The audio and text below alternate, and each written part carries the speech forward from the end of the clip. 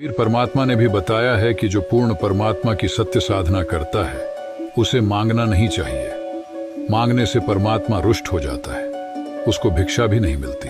ये धरा धरा रह जाता है। मालिक ने जो देना है वो अवश्य देगा। कर्म अवश्य करना पड़ेगा। कर्म करो, कर्म के बिना तो ये शरीर व्यर्थ हो जाएगा। क्योंकि इस बॉडी का जो कंस्ट्रक्शन है, इस परमात्मा ने यह बॉडी बनाई इसलिए है, शरीर मनुष्य का, कि इस पर मेहनत जरूर करनी चाहिए, नहीं तो ये व्यर्थ हो जाएगा, ये तो कंडम हो जाएगा, बेकार है तो माटी का पुतला। तो इसलिए मालिक ने इसको ऐसा बनाया, कोई ना कोई प्रयत्न क्रिया कर्म करते रहो, इसमें रोग भी कम होंगे उससे। तो उसके लिए अपना काम करना है। काम भी बहुत होता है, जैसे पेट के लिए कुछ तो करना ही है, तो लेकिन इतना करे जो भक्ति में बाधक ना हो, और ये याद रहे कि ये मेरा नहीं है, चलने की तैयारी रखे। तो इस प्रकार फिर हम ये व्यर्थ के जो प्रयत्न करते हैं, समय व्यर्थ करते हैं, उसको भक्ति और परमात्मा के गुणगान में करेंगे। और हमने इसमें सबसे ज्यादा गलती क्या कर रखी है, अपनी परंपराएं बढ़ा दी। जैसे लड़की का विवाह या लड़के का विवाह करते, इसमें हम ड्रामा करते हैं, विवाह नहीं करते। सांग करते हैं, डीजे लाते हैं, नाच करते हैं, दारू पीते हैं, कोई बात हुई है? बच्चों का विवाह तो भगवान ने कर रखा होता है, हम तो बकवाद करते बेमतलब की। एक व्यक्ति अपनी लड़की के लिए लड़का खोजने के लिए 4-4 साल लगा रहता है, नहीं होता संयोग, और परमात्मा चाहता है 2 मिनट में कर देता है। तो फिर हमारे सारे काम भगवान से होंगे, और उसके हाथ में संस्कार जोड़ने और तोड़ने। तो हम अब भगवान के बच्चे होंगे, उसने हमारी भी चिंता और हमारे बच्चों की भी चिंता, तो सारे काम आपा होंगे। इस प्रकार हमने ये ब्याह के अंदर बिल्कुल खर्च नहीं करना, ये कोई नियम प्रतिबंध ना मानना।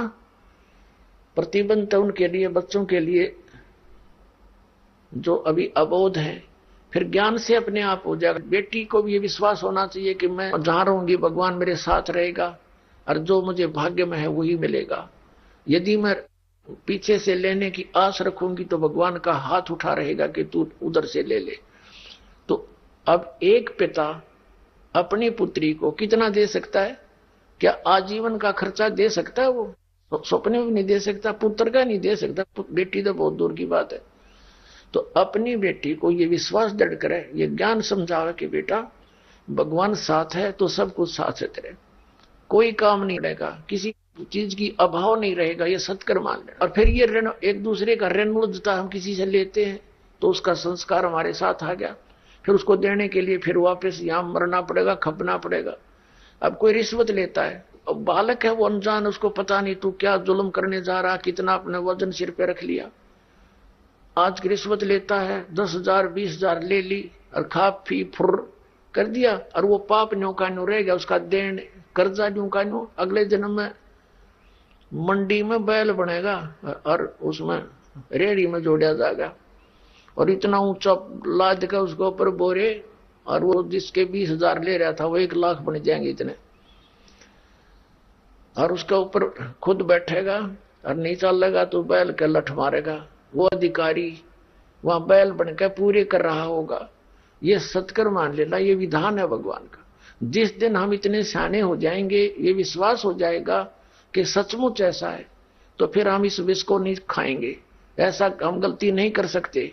परमात्मा कहते हैं तुमने उस दरगाह का मैल नहीं देखा, और धर्मराज के तिल तिल का लेखा।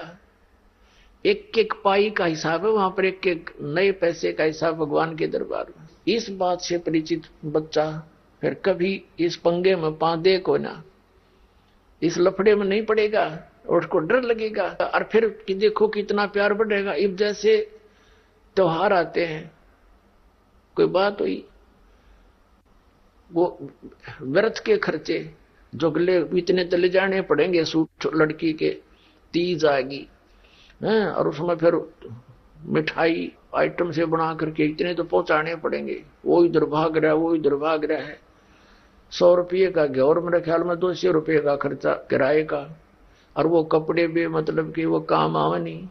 तो इस तरह की जो हमने ये परंपराएं बना रखी हैं, ये खत्म करनी पड़ेंगी। लड़की के फिर भात आता है, भात के अंदर जिस बेटी के भाई नहीं है, जिस बहन के, अब वो कमरों में बड़बड़ होती है, और बात के सांग होया बताइयो कोई तो कोई आई। एक ब्याह घर क्या का शुरू हो जाता है, एक बेटी का छोरी का बड़का का हो रहा है, एक घरवाना का शुरू हो गया, बात खातिर तैयारी करेंगे, 3-4 भाई हैं तो इतने दे तो इतने दे, इकट्ठे करो फिर न जाएंगे, कोई बात है यार। तो इस तरह की जो परंपराएं हैं ये हमारी भक्ति बाधक है, और जिन ने ये नाम लेना है भक्ति करनी उनके लिए ये कंपलसरी है, बाकी समाज कुछ करो उसके लिए हमने कोई लेना देना नहीं। फिर जैसे ये त्योहार आते हैं रक्षाबंधन का, अब देख हम कहां पहुंच गए, रक्षा कौन करेगा, भगवान करेगा रक्षा, तो रक्षाबंधन हमने भगवान का करना चाहिए ताकि हमारी रक्षा करे। हम जाओ अपने भाई का रक्षा का सूत्र बांधने, हमारी रक्षा करेगा भाई। अब रक्षा उद्देश्य ना रह रहा कि देगा भाई, ये उद्देश्य लेकर जाती है बहनें, ये कोई बात हुई, कहां ले जा छोड़ा। एक बहन कह रही थी कि आपका ज्ञान प्राप्त होने के बाद यह बात सच्ची लगने लगी मुझे। मैं अपने घर गई हुई थी रक्षा बंधन के दिन, अपने भाई का रक्षा बंधन रक्षा सूत्र, उद्देश्य तो बच्चों पढ़े लिखे पता लगेगा, हम पढ़ते थे भी ये भाई मेरी रक्षा करिए इसलिए धागा बांधती हूं। तो मैं इंतजार कर रही थी, भाई बाजार गया था और उसकी दुर्घटना होगी, भाई की शव आया भाई का घर पे, टक्कर मार मार रोए सारा परिवार। वो रक्षाबंधन भी गया, वो त्योहार भी बाढ़ में गया और रोना पीटना बुरा हाल हो गया। अब फिर उसको पता चला, वो कहने लगी जब मेरा भाई अपनी रक्षा नहीं कर सका तो मेरी रक्षा कैसे कर देगा। तो उसने दूसरे भाई से कहा कि भाई, जब ज्ञान हो गया उस बेटी ने कि आजा मेरे साथ, तेरी रक्षा भी होगी मेरी भी होगी। भाई उस भगवान के दरबार में नाम ले ले, उसके रक्षा सूत्र बांधेंगे हम अपने भगवान के। कहने का भाव ये है, परमात्मा की शरण प्राप्त होने के बाद इस तरह की दुर्घटनाएं भी टला करती हैं यदि हम नियमित रहेंगे तो। इसी प्रकार जैसे ये त्योहार मनाते हैं दिवाली का, दीपावली, ये किस लिए मनाते हैं कि भगवान श्री राम सीता जी को लेकर घर लौटे थे, और फिर चलो पहले तो देसी घी के दीप जलाए जाते थे, हवन हो जाता था, वो भी बढ़िया बात थी, लेकिन एक दिन हवन कर देने से बात नहीं बनती। अपना रोज लगावे घी की दीप है, रोज हवन करे वो, और जब सीता जी को घर से निकाला फिर भी मनाओ तुम उसने, फिर भी दिवाली मना रहे हो। सीता तो घर से निकाल दी गई थी जिसके आने की खुशी में, और वो दीप जलाए गए थे और फिर वो निकाल दी करते, वो तो दुखी हुई, वहां जंगल में टाइम पास करा बेचारी ने सह परिवार, और श्री राम घर पे परिवार उसका जंगल में, चाहे राजा के कुछ भी बना रहो, एक छोटे से नगर का राजा अयोध्या का राजा था, चाहे राष्ट्रपति बने जा पूरी पृथ्वी का, जिसका परिवार कहीं रहा कहीं वो जीव सुखी हो सकता है, और फिर भी दिवाली बनावे और दीप जलावे। तो इस तरह की जो क्रियाएं हैं ये परंपरा है, तो सूझबूझ का कार्य नहीं है।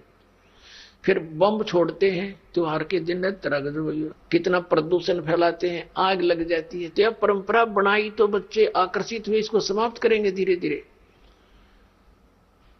और क्या की खुशी, एक भगत कह रहा था, बोला जी नाम लेने के बाद ज्ञान हुआ हमें, और पहली बार त्योहार मनाया हमने अपना, हमने 10 वर्ष हो गए ना दिवाली मना ली, ना तीज त्योहार मनाए, और ना होली मनाई। कारण क्या रहा कि हमारा परिवार है, 5-6 भाई हैं मेरे दादा है, उसमें किसी का कोई मृत्यु हो जाती है, कभी हमारे घर में हो जाती है। पिछली बार मेरी बहन विधवा होगी, सारा 1 साल तो फिर मनाना ही नहीं कुछ भी, 1 वर्ष पूरा नहीं हुआ इतना दूसरी घटना घट लेती है। और 10 वर्ष हो गया हमने कोई त्योहार मना के नहीं देखा। फिर कहाँ गई वो दीपावली। और परमात्मा कहते हैं इसे गंदे लोक में, जैसे नानक साहब जी से कहा था कि आप यहाँ खुशी नजर नहीं आते, मायूस बने रहते हो। तब नानक साहब जी ने कहा था, ना जाने काल की कर डारे, किसी विध ढल जा पासावे, अर्जी नाते सरते मौत खुड़क दी उन्होंने के डांसावे। एक समय एक लड़के का ब्याह था, पहले दिन डीजे बजा रहे, घर में भी नाचे कूदे, बहन भी उसकी घुड़चड़ी पे उसका जो निकाली हुआ फेरी, वो भी चित्र समाचार पत्र में। अगले दिन विवाह के लिए जा रही थी बारात, वो दुल्हे वाली कार टकरा गई एक टैंकर से, ट्रक से या टैंकर से। 6-7 सदस्य थे, घर के भी थे उसमें 2-3 और वो दुल्ला भी, सारे मर गए। अब फिर टक्कर मार मार कर रो रहे हैं, बाल पाट रही, वो बहने पहले दिन जो डांस करे थी, नाचन कूदे फंड कर रही थी। तो परमात्मा कहते ना जाने काल की कर डारे, किस भी ढल जा पासा वे। अर्जुन आते सरते मौत खुड़क दी। फिर क्या किया, सी यहाँ पर क्या डांस करें, टाइम पास करो, विवाह करो, बच्चों का संयोग जोड़ दो सिंपल वे से। ब्याह तो 2 बालका का होना है, बाकी तो फंड है, हो कितने इकट्ठे कर लो चाहे ना कर लो। तो इस प्रकार हमने इस प्रत्येक परंपरा को रिड्यूस करना है और फिर हम सुखी होंगे भक्ति में, हमें समय गणा मिलेगा। हम इससे काम लगे रहे, जिसके 2 बेटी होगी उसका मरण हो जाता उस माता पिता का, कोई बात हुई या ऐसा गौ धन बेटी यहाँ भी कुमाती कुमाती चली जा रहा, आगे सारा जीवन कुमावे और उसको कैर बना लिया हमने अपनी गलत परंपरा के कारण। तो इसको समाप्त करना पड़ेगा, तो तभी हम भक्ति भी तभी कर सकेंगे, हमारी समस्याएं का समाधान भी ऐसे ही होगा।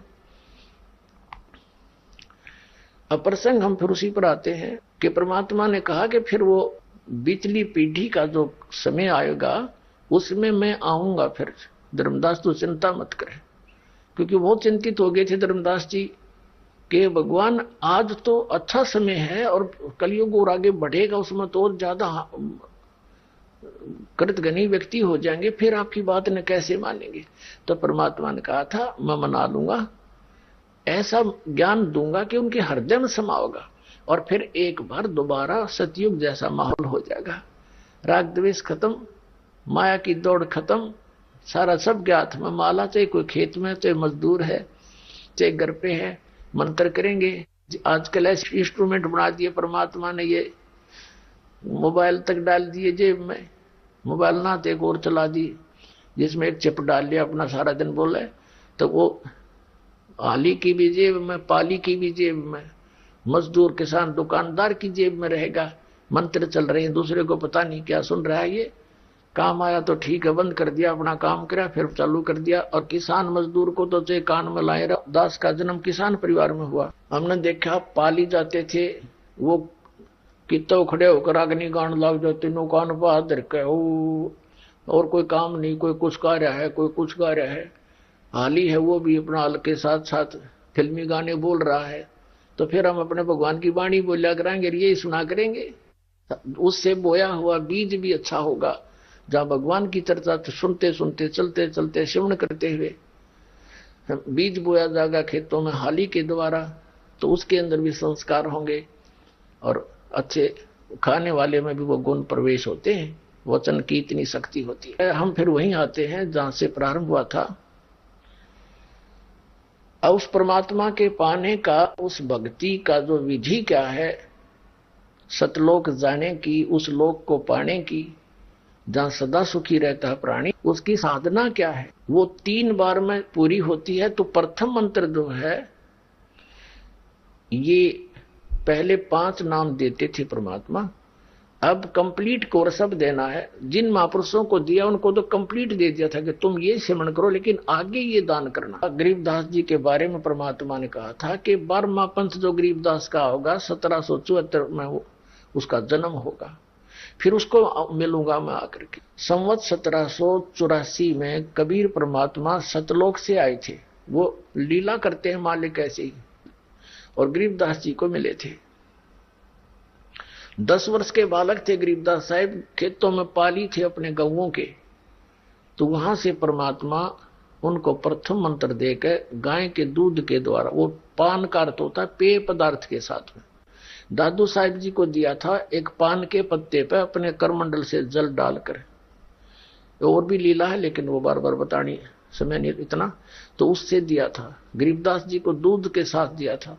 तो अब वो जो परवाना प्रथम है, वो पान परवाना यानी पेय पदार्थ के साथ दिया गया भक्ति का मंत्र, वो पान परवाना कहलाता है। दास आपको जो देता वचनामृत, वचन से उसको बना दिया जाता अमृत, और साथ में मिश्री, ये आपका और प्रथम मंत्र दिया जाता। अब ये 7 मंत्र का देना है। ये 7 मंत्र का क्यों देना है, ये कहां प्रमाण है, ये सूक्ष्म वेद के अंदर है। और वो सूक्ष्म वेद परमात्मा ने दोबारा वाणी गरीबदास जी के माध्यम से क्यों उजागर करवाई, क्योंकि उनको मालूम था कि ये काल के दूत कबीर पंथ में कबीर पंथी कवा के उसमें फेरबदल कर देंगे। तो कबीर सागर में बहुत सारा इन्होंने कुछ परिवर्तन करने की चेष्टा की है, जिसने जो अनुकूल लगा वैसे ही फेरबदल कर दिया।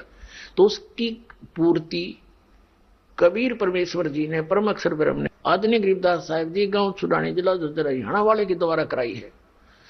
तो उसमें ब्रह्म वेदी के अंदर गरीबदास जी ने अपने ग्रंथ साहिब में, जो कि एक गोपाल दास नाम के दादूपंथी संत ने लिखा था और आदरणीय गरीबदास साहिब जी ने बोला था, तो उसमें कंप्लीट लिख रखा है, ये पूरे 7 मंत्र लिखे और पूरा जो है गरीबदास का जो पंथ है इस मंत्र को कभी प्रयोग नहीं करता।